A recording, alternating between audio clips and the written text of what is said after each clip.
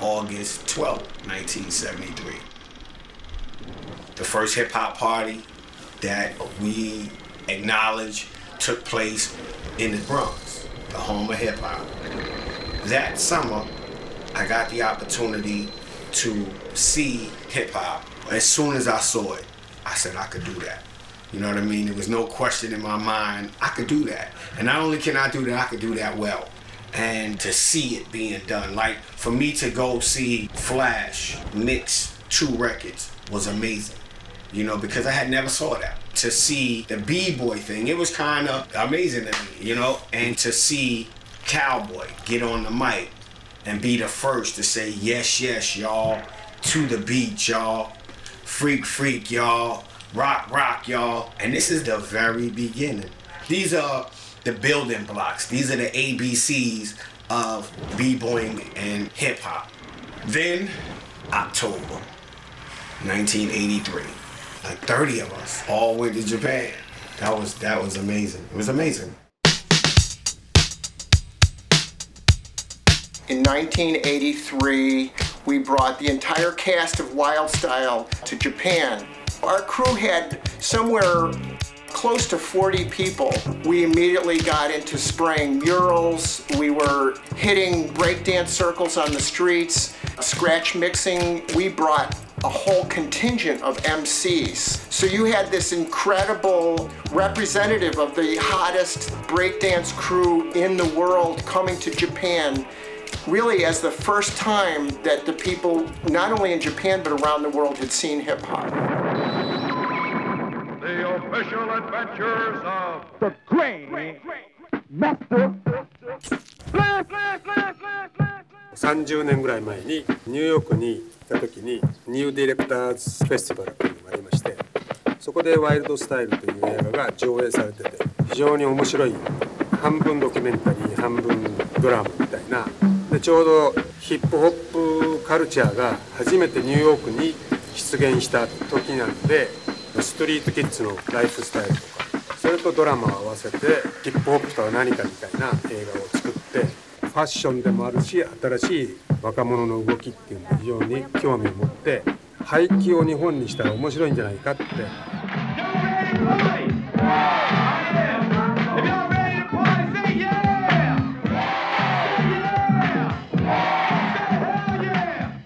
Tokyo, they greeted us with all kinds of posters and pictures and our Wild Style emblems and put all the graffiti around. The Wild Style made us feel right at home. And Rocksteady crew, they was break dancing and dancing. I mean, Tokyo was so happy, so surprised to see it live and in person. And it was like the first time I was seeing the culture of hip hop. They might have read about it, but we brought it to them. And it was such a lovely time. We was there for 30 days. Oh my God, the parties that we went through on that trip were wild. Everywhere we went, you know, our DJs would get on the turntables and start to show the Japanese DJs in the clubs, like scratching, and you know, the DJs would be standing there looking like, what are these guys doing, you know? I remember that when Busy Bee, he donned this white towel on his head and he wore white gloves and he called himself the Ayatollah of hip hop, and he was striking these punk rock poses in front of these Japanese kids to freak them out, just to see what they would do. And that image became like the cover of my Wild Style book, because to me that moment was hip hop going global.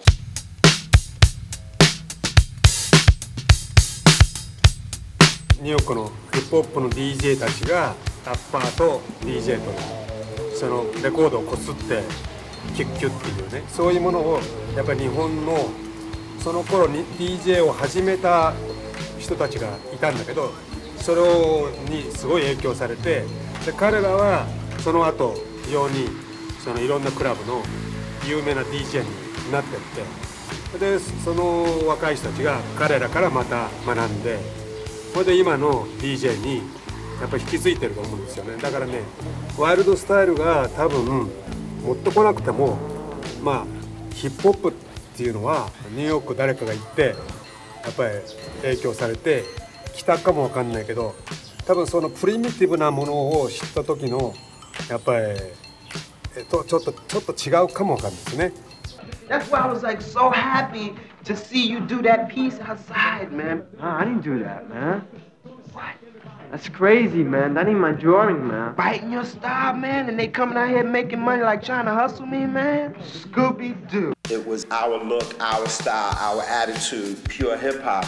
And when we came out to this park, and we had all of our media that would follow us, the camera and stuff, and we met and interacted with these kids. And, you know, we were looking at them like, wow, this is wild, and they were looking at us like, wow, what are you guys wearing? I remember that when we first started to see Yo-Yogi Park, ahead of us, we saw all these youths that looked like gangs because they were dressed in identical black leather jackets. And I remember Rodney C sort of looking at me like, uh-oh, something's gonna happen.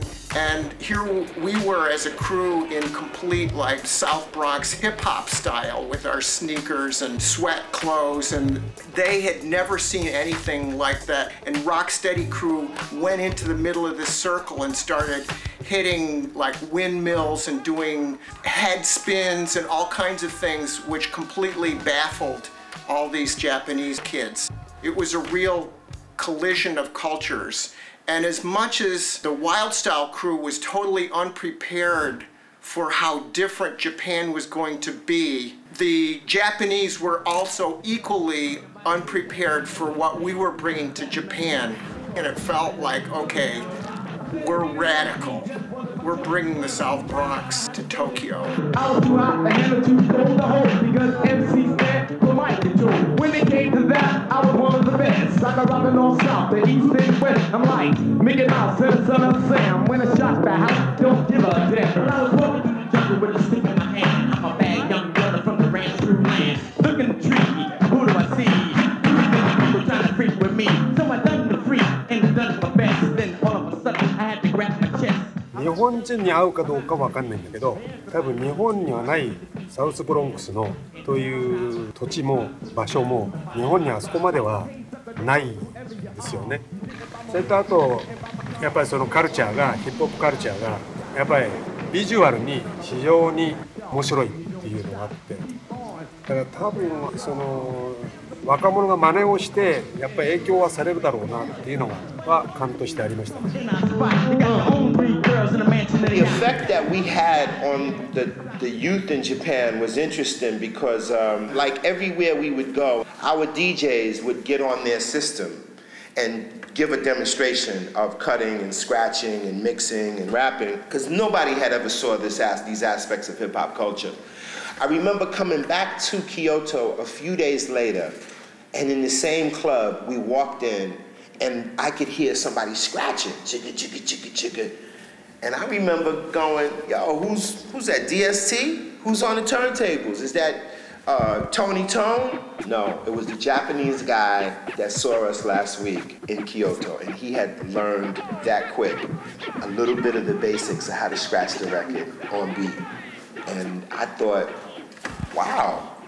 And that was the first sign that I got that this culture was going to connect, really connect with people's minds. When we were there in Japan, our eyes were really open for the first time of what global hip-hop meant.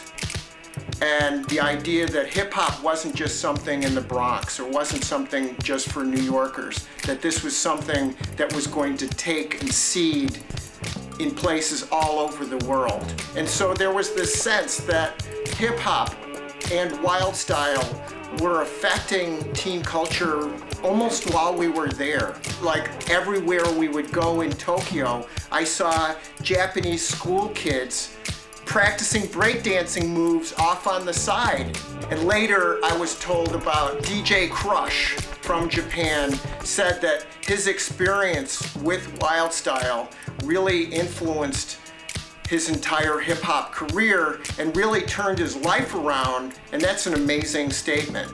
The trip was amazing. It was amazing then, and it was amazing even now. And obviously, as we now know that hip-hop culture has become and still is very big in Japan, we know that these seeds that we planted, they bore a lot of good fruit. To go to Japan and see these people gravitate to hip-hop, just embrace it, and it just become a part of them. It was just amazing to me. I just couldn't believe. There are no words for me to just explain or express the feelings that I was feeling by having that opportunity to perform for them. And you know, it confirmed for me that b-boying and hip-hop was gonna be here forever. Yes, y'all. Know that the floor is fresh, y'all.